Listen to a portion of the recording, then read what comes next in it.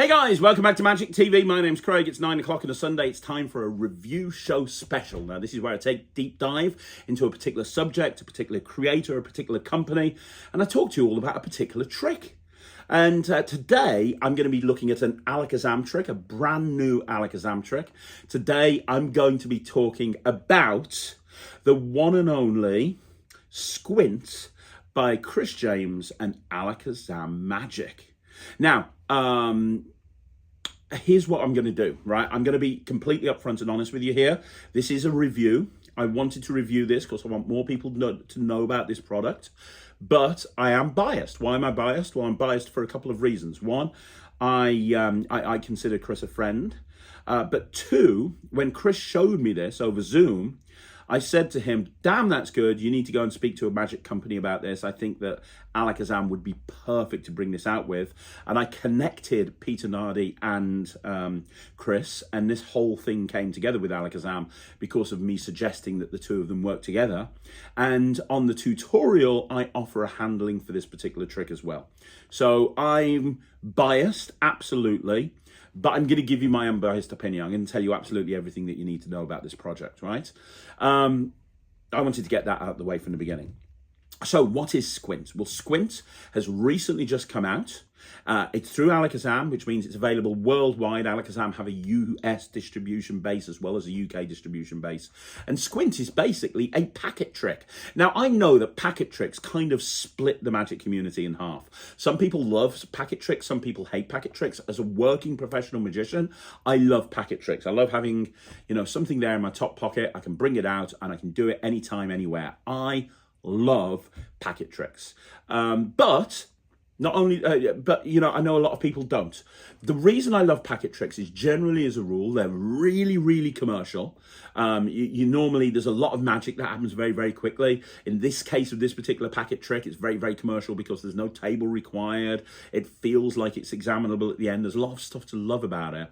And also, it doesn't feel like a card trick. You bring out a pack of cards, people think they've seen it before. That's not the case with a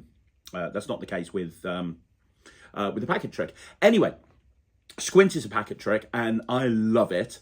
I sat down and did a mini interview with Chris James, talking about Squint and talking about, how it came to be and what his plans are moving forward and why people should buy it.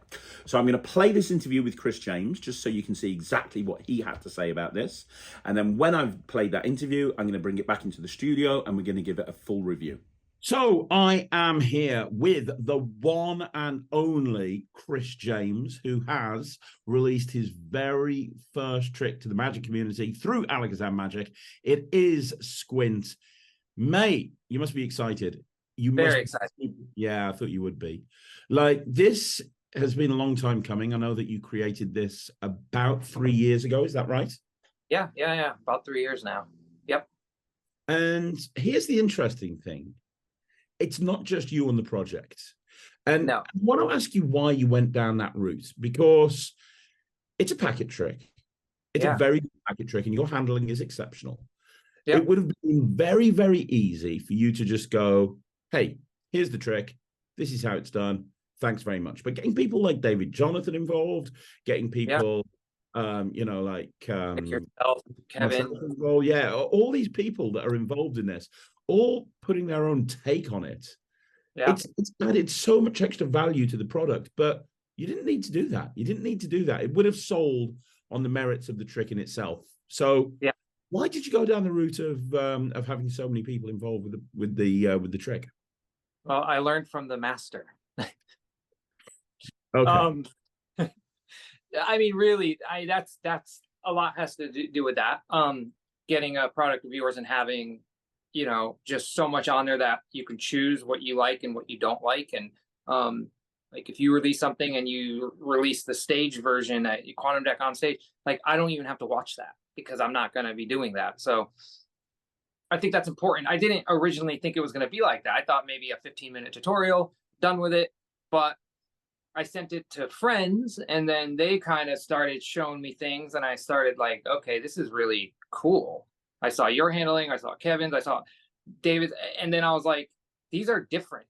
And there's little things that you guys do that have your own style to it that I don't have. So I thought, why not just put it all on there, and then people can choose what they want and come up with, maybe pick a little bit from there, a little bit. I just watched a review on it that launched today, and that was one of his favorite things about it, is that the fact that it's almost 2 hours of tutorial over a packet trick, but it's jam packed. It's not, none of it's like fluff or anything. Is important, I think. So yeah, but yeah, I think I took a page out of the book from you, to be honest. And is it true that Kevin's handling fooled you? Yeah, 100%, 100%. Awesome. Yep, and it's not the one that you see in the tutorial. It's something different. It was a different setup, but yeah, I didn't know what the heck. I wasn't expecting to see my trick at the end. I was expecting him to show me like, hey, I'm working on this, and then I was like, wait, what? How did you get the cards in? How did you get the other ones out? How are they all inspectable? How did they change back? So yeah, it fooled me bad. So. Oh, that's fantastic. That's amazing. When you get fooled by your own trick, that's a good situation. That's a good situation. Did it fool you a little? I mean, you're probably more familiar with it. Yeah. It did. 100%. Yeah. Yeah. By the way, the trick just launched this morning, and it did really well. I loved all the feedback and stuff from the community. So. And you know what's really interesting is the fact that this is your first product. I think that a lot of people just assume you've got a bunch of stuff under your belt now because you're so visible online. People know who you are. They follow you on Instagram. You're constantly putting handlings out there of other people's tricks that, you know, creators like myself and other people look at and go, oh my gosh, that's amazing. So I think that a lot of people think that you've bought a bunch of stuff out, but really, outside of Pop Wild, which was a free product, this is the first thing that you've bought out, right? Yeah, first thing, like, that has packaging and it's like a real product. Yeah, first one. It's crazy. So what made you go with this first? Because I know that there's about 55,000 things that you're working on at any given time. And I know you've got a bunch of stuff coming out. What made you go with Squint as your first official release? There's a couple things, but it kind of happened opposite of what it should. Number one is the fact that it was the most fleshed out. You know what I mean? I know it like the back of my hand. You know what I mean? Like, any moment I know where all the cards are, and that made me feel comfortable enough. Like, I knew the reactions it gets, you know? I feel like I've exhausted everything I could out of that trick at this point, as far as like tweaking and changing it. I did it all because I brought it out there all the time, for every day for like 6 months. I was doing it, and then I would just have it on me when I would go out, throughout the years. So that was a big reason. And then the other one was a little push from you, to be honest with you, because I don't know if I looked at it as a release. I don't think I did. I just think I was like, oh, this is my fun little trick I do, which is a lot of the stuff that I have. And then you kind of pushed it to that. Like, next thing you know, I was on a phone call with Peter, and here we are. So, yeah. And what does the future hold? What are we going to be seeing next from Chris James? Are you going to be working with Alakazam again? Are you going to be having stuff through other companies? Are we going to be seeing something else in 2023? Like, what's coming up from you? So definitely, I think if everything goes to plan, there's definitely something coming in 2023 with Abstract. I'll say a little bit. It's a little coin wallet, card wallet, utility wallet. I've shown quite a few magicians at this point, friends, and they've all said, there's definitely it's one of those things that get it in the hands of people, and then that's when you'll see it shine. So like a utility device. So there's that. Working on a couple full deck tricks, like gimmick deck tricks. Peter is already asking, like, let's go. Where's the next one? You know what I mean? So I have a few things that I'm going to be doing with him. And then I actually have a few. One thing I like is when magicians come together and release a trick together, because I feel like it's just like such a powerhouse, like your gaff card thing with like Lloyd. Like, it's like an awesome duo. So I have a few things like that coming out with some people. I'm not sure I should name Nicholas Mavresis, David Jonathan, people like that I'll have like a I'm helping them with. Well, Nicholas, I'm helping. It's not a release together, but something I'm helping them with. So I like doing that because it's a learning experience. You know what I mean? That's So, great. yeah, I just want everything to be fleshed out. And you know me.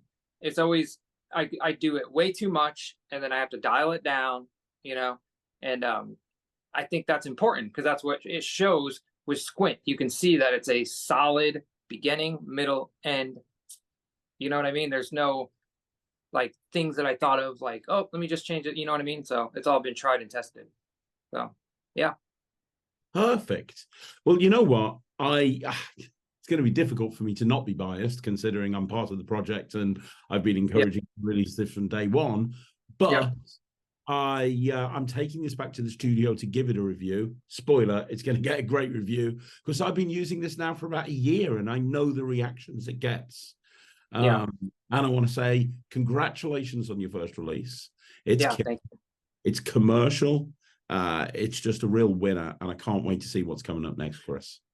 Yeah, I'm excited. I want to create magic that's for the hobbyist and for the professional. That's what I want to do. Yeah. So well, you definitely hit that with this because it's the sort of thing that a pro would be more than happy to do, but also something that will appeal to hobbyists as well. It's a fine line, and you've been able to kind of tightrope walk down it perfectly. Yeah, I'm learning from the best. Cheers, man. Well, I'm going to take this back into the studio, but Chris, one more time, thank you for jumping on the channel. Thank you, Craig. So first of all, thanks, Chris James, and thank you, Alakazam Magic, for finding time to actually jump on the channel, especially to Chris, who found time to jump on the channel and talk to me about Squint. So you heard there from the horse's mouth. One of the things that I love about this trick is it's not a trick, it's a project.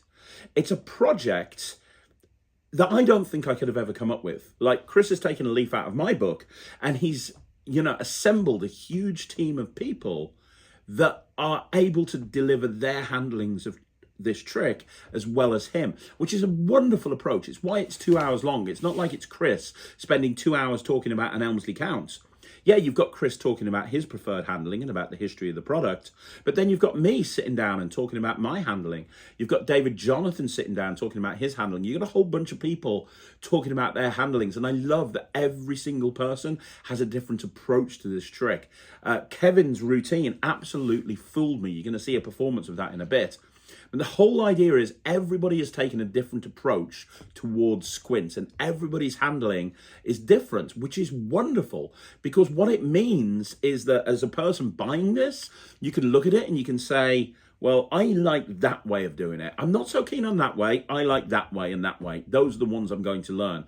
And just by doing this, it gives you more options. It's why I included people like Kev G and Colin Klaus on the Cube project. It's why I included Peter Nardi on the Cube 52 project. It's why I included all those people on the EDC project. It's because they know more than me.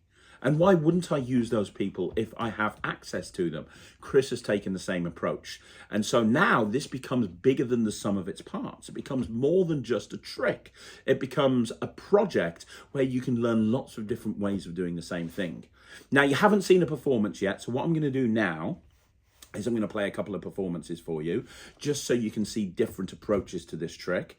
And then when you've looked at the performances, I'm going to bring this back into the studio, and at that point then I'll kind of sum everything up for you. So I have 4 aces here. Have you guys ever heard of cards being marked on the back? No. So this is like secret markings where gamblers can know what the card is before they turn it over. These are actually marked. It has nothing to do with the trick, but I figured since I'm using marked cards, I could teach you at the end. Okay. So you guys never get cheated if someone tries to cheat with cards. Yeah. But before I do that video, I'll be like, exactly. You'll know. But before I do that, look, if I take the ace of spades and turn it face down on top of the face up aces, and if I spin it, I don't know how or why, but they all go face down except one. whoa. I wasn't even paying attention. But that's the thing, most people don't really pay attention. We're gonna go again. You just saw a red ace, but if I spin it, you see that ace goes down, and now it's the ace of clubs. I'm so confused. Like, wasn't that just red? And now My brain is not breathing. You see the ace of clubs. Look, very slowly. It's all in this turn for some reason. Now the clubs is down. Whoa. The diamond. What? I gotta be honest, I don't know how it works either. My brain right now. But here's the interesting thing. I know without turning this over, it's the ace of spades because of the marking. And you guys are gonna be able to know that in a second too. But let me do the grand finale with the aces. If I put the ace of spades now face up on top of the face down aces, I do nothing. Look, they all go face up. Yo. Voodoo! That's crazy. The ace of spades is a powerful card, so the other aces follow it. But now, let me show you guys how to read markings. All you have to do is squint and look at the back of the cards. So guys, squint your eyes. You should be able to see that this is What?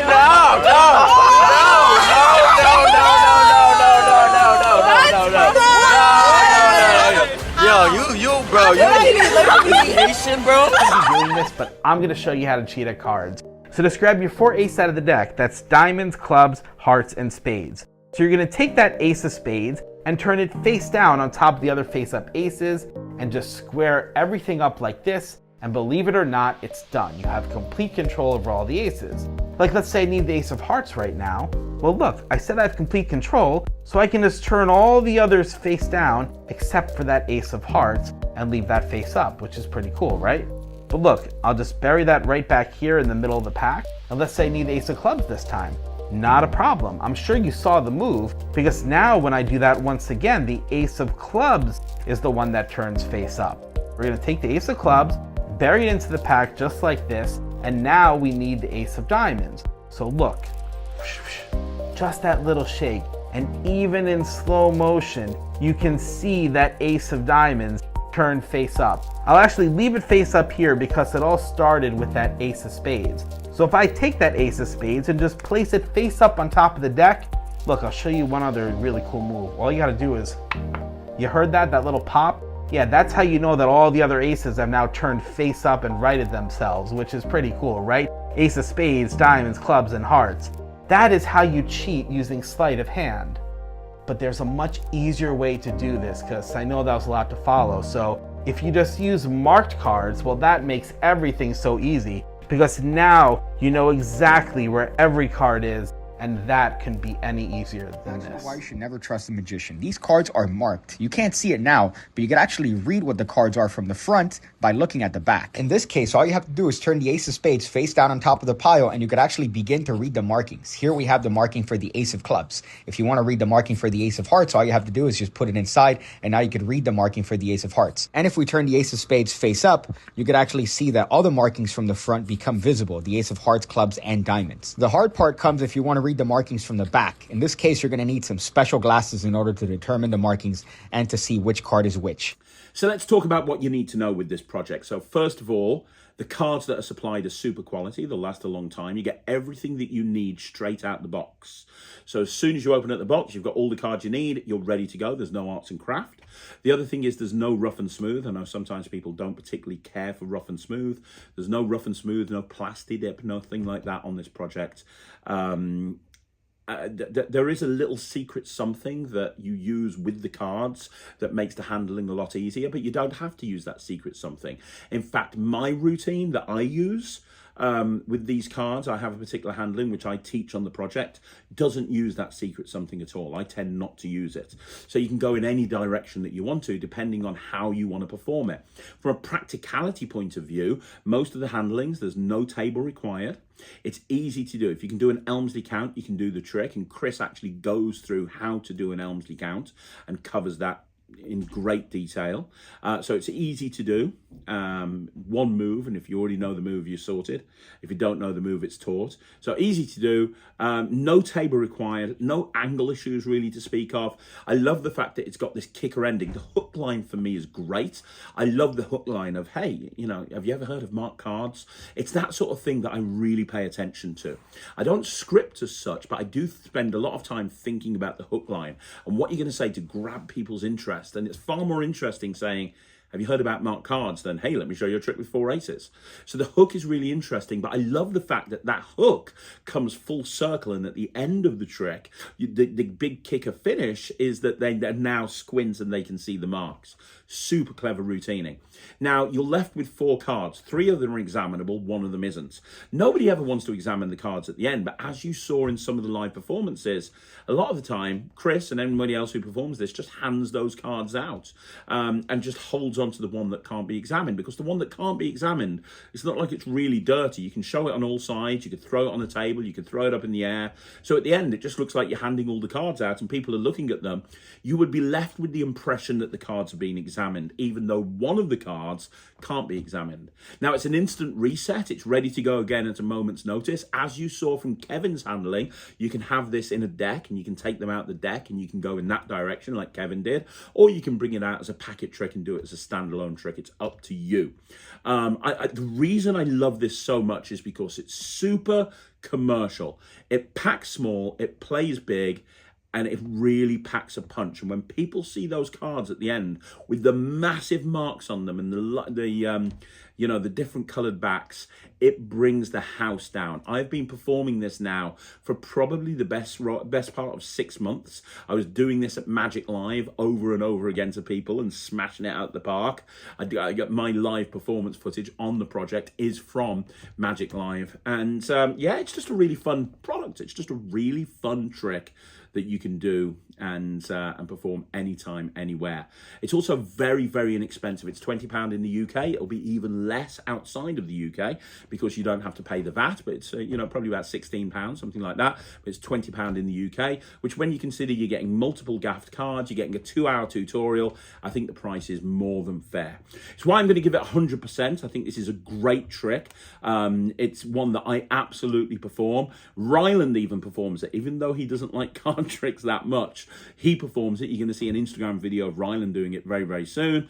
But it's just a super fun trick. It's 100% from me. It's called Squint. You can get it directly from Alakazam Magic, and it will be shipped over to you from their US distribution center if you're in the US, or the UK distribution center if you're outside of the US. So there you go, guys. That's another video in the bag. Do me a favor, let me know what you think in the comments down below. Now, you want to see more videos like this, like the video, subscribe to the channel, leave a comment down below. I'm going to be back again soon with another video. In the meantime, go ahead and join the Netrix. If you haven't already done so, go and join the Netrix. It's my online streaming platform for magicians, and I'm super excited about everybody seeing that with what we've got locked away in there. Guys, I'll see you again soon. Thank you very much for watching. My name's Craig from Magic TV.